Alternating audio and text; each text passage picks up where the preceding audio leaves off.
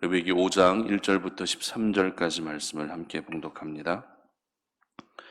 만일 누구든지 저주하는 소리를 듣고서도 증인이 되어 그가 본 것이나 알고 있는 것을 알리지 아니하면 그는 자기의 죄를 져야 할 것이요 그 허물이 그에게로 돌아갈 것이며, 만일 누구든지 부정한 것들 곧 부정한 들짐승의 사체나 부정한 가축의 사체나 부정한 곤충의 사체를 만졌으면 부지중이라고 할지라도 그 몸이 더러워져서 허물이 있을 것이요, 만일 부지중이 어떤 사람의 부정에 닿았는데 그 사람의 부정이 어떠한 부정이든지 그것을 깨달았을 때에는 허물이 있을 것이요, 만일 누구든지 입술로 맹세하여 악한 일이든지 선한 일이든지 하리라고 함부로 말하면 그 사람이 함부로 말하여 맹세한 것이 무엇이든지 그가 깨닫지 못하다가 그것을 깨닫게 되었을 때에는 그 중 하나에 그에게 허물이 있을 것이니, 이 중 하나에 허물이 있을 때에는 아무 일에 잘못하였노라 자복하고 그 잘못으로 말미암아 여호와께 속죄제를 드리되 양떼의 암컷 어린 양이나 염소를 끌어다가 속죄제를 드릴 것이요, 제사장은 그의 허물을 위하여 속죄할지니라. 만일 그의 힘이 어린 양을 바치는 데에 미치지 못하면 그가 지은 죄를 속죄하기 위하여 산비둘기 2마리나 집비둘기 새끼 2마리를 여호와께로 가져가되 하나는 속죄 제물을 삼고 하나는 번제물을 삼아 제사장에게로 가져갈 것이요, 제사장은 그 속죄 제물을 먼저 드리되 그 머리를 목에서 비틀어 끊고 몸은 아주 쪼개지 말며 그 속죄 제물의 피를 제단 곁에 뿌리고 그 남은 피는 제단 밑에 흘릴지니 이는 속죄제요, 그 다음 것은 규례대로 번제를 드릴지니 제사장이 그의 잘못을 위하여 속죄한즉 그가 사함을 받으리라. 만일 그의 손이 산비둘기 2마리나 집비둘기 2마리에도 미치지 못하면 그의 범죄로 말미암아 고운 가루 10분의 1 에바를 예물로 가져다가 속죄 제물로 드리되 이는 속죄제인즉 그 위에 기름을 붓지 말며 유향을 놓지 말고 그것을 제사장에게로 가져갈 것이요, 제사장은 그것을 기념물로 한 움큼을 가져다가 제단 위 여호와의 화제물 위에서 불사를 지니 이는 속죄제라. 제사장이 그가 이 중에서 하나를 범하여 얻은 허물을 위하여 속죄한즉 그가 사함을 받으리라. 그 나머지는 소제물같이 제사장에게 돌릴지니라. 아멘. 제사는 제물이 필요하다라는 제목으로 말씀 전합니다. 어렸을 때 큰 집에서는 항상 제사를 지냈었습니다. 제사를 지내는 것이 굉장히 싫었어요. 제사를 지내는 것은 싫었지만 반면에 제사 음식을 먹는 것은 저에게 작은 기쁨이었습니다. 어린 나이에 맛있는 음식을 먹는다는 것은 싫지 않았던 것이죠. 이렇게 제사를 지내게 되면 항상 제사상을 차리게 됩니다. 반드시 올려야 하는 음식이 있는 반면에 올려서는 안 되는 음식이 있고 또 올릴 때에는 어떤 방식으로 올려야 되는지 그 규칙이 다 있습니다. 예를 들면 홍동백서, 어동육서, 두동미서, 좌포우회, 조율이시, 배복방향, 숙서생동, 반서갱동, 참 많죠. 이런 복잡한 규칙에 따라서 음식이 올라가게 됩니다. 제사를 지내는 곳에 가보면 제사상이 없는 제사는 찾아보기가 어렵습니다. 여러분, 제사 음식이 어떤 음식이죠? 조상을 위해 차리는 것입니다. 차려진 음식을 배부르게 먹고 우리 가정을 잘 지켜달라는 의미로 이 제사상을 차리는 것입니다. 즉, 조상을 위한 제사, 제물이라는 것이죠. 이처럼 제사에는 조상을 섬기기 위한 목적으로 반드시 제사상 혹은 제물이 준비되어 있어야 하는 것입니다. 그렇다면 하나님께 드리는 제사는 어떨까요? 하나님께 드리는 제사에는 제물이 필요할까요? 제물의 목적은 다르지만 하나님께 드리는 제사에도 반드시 제물은 필요합니다. 믿지 않는 사람들의 제사에서의 제물의 목적은 조상을 달래고 조상을 섬기는 목적을 가지고 있지만 하나님께 드리는 제사에서의 제물은 제사를 드리는 사람, 예배를 드리는 사람을 대신한다는 그런 목적을 가지고 있습니다. 그래서 제물의 안수를 한 것이죠. 레위기 4장 4절 말씀 한번 보도록 하겠습니다. 그 수송아지를 회막문 여호와 앞으로 끌어다가 그 수송아지의 머리에 안수하고 그것을 여호와 앞에서 잡을 것이요. 이렇게 기록합니다. 이처럼 속죄제를 드릴 때 그 제물에 안수하는 것은 가장 기본적으로 지켜야 될 규칙 중에 하나였습니다. 왜입니까? 왜 제물에 안수를 해야 했죠? 그 이유는 나를 대신해서 제물을 희생시킴으로 인해서 죄로 인해서 내가 죽어야 하지만 제물을 대신 죽게 하는 것이죠. 결국 피를 흘려 제물이 죽어야만 내가 지은 죄에 대해서 죄사함을 받을 수 있었던 것입니다. 다시 말해서 나를 대신해서 희생할 제물이 있어야만 그 제사는 성립될 수 있었던 것입니다. 그러므로 제사에는 무엇이 필요하다고요? 반드시 제물이 필요했다는 것입니다. 저희들은 계속해서 속죄제에 대한 제사를 묵상하고 있는데요. 오늘 본문은 속죄제를 드려야 되는 다양한 상황에 대해서 언급하고 있습니다. 그 상황이란 역시 죄에 대한 부분입니다.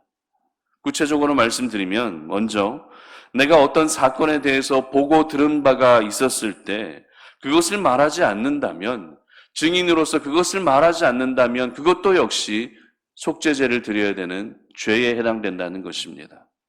그리고 부정한 짐승의 사체를 만져서 그 사람이 부정해지게 되면 정결의식을 행해야 되는데 정결의식을 행하지 않는 것도 역시 속죄제를 드려야 되는 죄에 해당된다는 것입니다. 뿐만 아닙니다. 거짓 맹세를 했을 때에도 속죄제를 드려야 한다고 합니다. 이처럼 속죄제를 드려야 되는 상황으로 우리의 일상에서 흔히 일어날 수 있는 아주 구체적인 상황까지 언급하시면서 모든 죄에 대해서는 반드시 속죄제를 드려야 한다라는 것을 말씀하고 계시는 것이죠. 그리고 이어서 속죄제를 드리는 것에 예외의 상황도 말씀하시는데요. 여기서 중요한 것은 예외의 상황이라고 하는 것은 속죄제를 드리지 않아도 된다라는 것이 아니라는 것입니다. 무슨 말입니까? 속죄제를 드려야 하는 것은 하나님의 백성이라면 누구든지 반드시 드려야 되는 것이기 때문에 예외가 될 수 없습니다. 다만 예외의 상황을 두되 그 예외라는 것은 속죄 제물을 달리할 수 있다는 것입니다. 7절 보시기 바랍니다. 만일 그의 힘이 어린 양을 바치는 데 미치지 못하면 그가 지은 죄를 위하여 산비둘기 2마리나 집비둘기 새끼 2마리를 여호와께로 가져가되 하나는 속죄 제물을 삼고 하나는 번제물을 삼아. 아멘. 당시에 속죄제를 드리기 위해서는 신분에 따라 제물이 다 달랐습니다. 제사장은 수송아지를 드려야 됐습니다. 그리고 족장들의 경우에는 순념소를 드려야 됐습니다. 그러나 만약에 자신의 형편이 어려워서 제물을 드리기가 어려운 사람이라면 무엇을 드려야 된다고요? 바로 산비둘기, 집비둘기, 비둘기를 제물로 대신하라고 하십니다. 이것이 바로 속죄제에 대한 예외의 경우였던 것이죠. 그리고 11절 보시기 바랍니다. 만일 그의 손이 산비둘기 2마리나 집비둘기 2마리에도 미치지 못하면 그의 범죄로 말미암아 고운 가루 10분의 1 에바를 예물로 가져다가 속죄제물로 드리되 이는 속죄제인즉. 아멘. 만약 비둘기도 바치기 어려운 형편이라면 무엇을 드리라고요? 곡식을 드리라고 하는 것입니다. 이처럼 하나님께서는 형편과 상황에 따라서 제물은 얼마든지 달리할 수 있지만 결코 제물이 없는, 제물 없는 제사는 드리지 못하게 하셨다는 것입니다. 정리하면 이렇습니다. 속죄제에 예외의 상황을 두셨는데 그 예외라고 하는 것은 속죄제를 드리지 않아도 된다는 것이 아니라 속죄제를 드릴 때 제물은 달리할 수 있다는 것이 속죄제에 대한 예외의 경우였다는 것입니다. 이것을 통해 저희들이 깨닫게 되는 것이 무엇입니까? 속죄제라고 하는 제사도 중요하지만 제물 없는 제사는 결코 허용되지 않는다는 것입니다. 제물 없는 제사는 진정한 제사가 될 수 없다는 것입니다. 비둘기라도 드려야 했습니다. 아니면 곡식이라도 제물로 반드시 드려야만 이 속죄 제사가 성립될 수 있었던 것입니다. 그러므로 제사와 제물은 어때요? 뗄래야 뗄 수 없는 관계입니다. 제사를 생각하게 되면 자연스럽게 제물이 생각되어져야 되고 재물이 생각되면 당연히 제사를 드려야 하는 것이 제사와 재물의 관계인 것입니다. 이것이 바로 하나님께서 원하시는 제사와 재물이었던 것입니다. 그렇다면 우리에게 영원한 희생 제물이 되시는 분이 누구십니까? 늘 우리가 제사를 드릴 때마다 제물을 드려야 했는데 영원한 희생 제물이 되시는 분이 누구십니까? 바로 우리 예수님인 줄 믿으시기를 바랍니다. 히브리서 7장 27절은 이렇게 기록합니다. 그는 저 대제사장들이 먼저 자기 죄를 위하고 다음에 백성의 죄를 위하여 날마다 제사 드리는 것과 같이 할 필요가 없으니 이는 그가 단번에 자기를 드려 이루셨음이라. 아멘. 바로 우리 예수님께서 친히 제물이 되어주셔서 저희들 대신 죽으셨고 그로 인해 모든 죄를 죄사함 받을 수 있게 된 것입니다. 그러므로 우리가 하나님을 예배할 때 영원하고 가장 온전하며 가장 완벽한 제물이 되어주시는 우리 예수님의 십자가의 보혈을 의지하며 하나님께 나아갈 수 있어야 되는 것입니다. 예배의 자리에서 나를 위해 대신 죽어주신 예수님의 그 십자가의 은혜에 대한 감격이 없다면, 내가 주님의 죽으심으로 말미암아 새 생명을 얻게 된 것에 대한 그 감격이 없이 하나님을 예배한다면 그 예배는 재물 없는 예배일 뿐입니다. 재물 없는 제사가 된다는 것입니다. 그렇기 때문에 우리가 예배의 자리에서 더 깊이 바라보고 더 깊이 생각해야 할 분이 누구십니까? 바로 우리 예수님을 더 깊이 바라보며 우리 예수님을 더 깊이 묵상하며 주님 앞에 나아가고 예배할 수 있어야 되는 것입니다. 그리고 또 한 가지 중요한 것은 예수님만 제물로 바치는 그런 악한 사람이 되어서는 안 된다는 것입니다. 무슨 말입니까?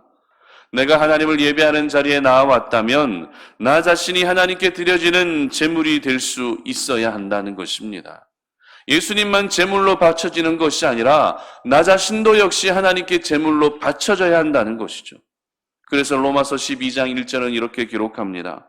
그러므로 형제들아, 내가 하나님의 모든 자비하심으로 너희를 권하노니 너희 몸을 하나님이 기뻐하시는 거룩한 산 제물로 드리라. 이는 너희가 드릴 영적 예배니라. 아멘. 우리 자신을 하나님께 드릴 수 있어야 하는 것입니다. 내가 제물이 되어서 제단에서 나의 정욕과 나의 의지가 불타오르고 나의 욕심과 모든 생각들이 활활 타오르고 불태워져야 하나님 앞에서 변화된 새 사람으로 살아갈 수 있는 것입니다. 하나님이 기뻐 받아주시는 그런 예배가 되는 것입니다.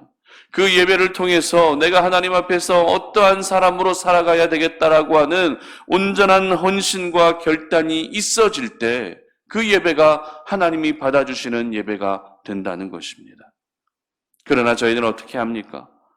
예배의 자리에서 찬양도 합니다. 예배의 자리에서 기도 역시 합니다. 그리고 예배의 자리에서 설교도 듣고 합니다. 그러나 그것으로 끝입니다. 그렇게 하고 그냥 돌아갈 뿐입니다.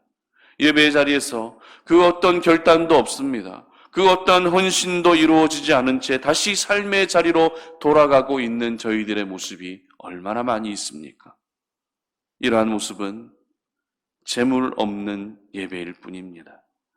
나는 예배를 드리고 제사를 드렸다고 생각하지만 아무런 제물도 드려지지 않은 형식에 불과한 제사일 뿐인 것입니다. 그러므로 여러분의 예배에 완전한 제물 되시는 우리 예수님을 바라보시며 우리 하나님께 진정한 마음으로 온전한 헌신으로 예배할 수 있기를 바랍니다. 그리고 예배의 자리에서 예수님만 제물로 바쳐있는 것이 아니라 우리 자신도 역시 제물로 드려서 하나님을 위한 온전한 헌신이 있게 하시기를 바랍니다. 그래서 여러분이 드리는 모든 공예배뿐만 아니라 가정예배도 그리고 삶의 자리에서 드리는 삶의 예배까지도 항상 제물을 함께 드리는 그런 제사로, 제물을 함께 드리는 그런 예배로 나아갈 수 있기를 주님의 이름으로 축복합니다. 함께 기도하겠습니다. 살아계신 하나님 감사합니다. 오늘 이 아침에 우리가 주의 말씀을 묵상하며 제물 없는 제사는 아무런 의미가 없음을 기억하며 우리가 하나님께 드리는 모든 예배의 자리에서 내 자신이 제물로 바쳐지기를 소망합니다.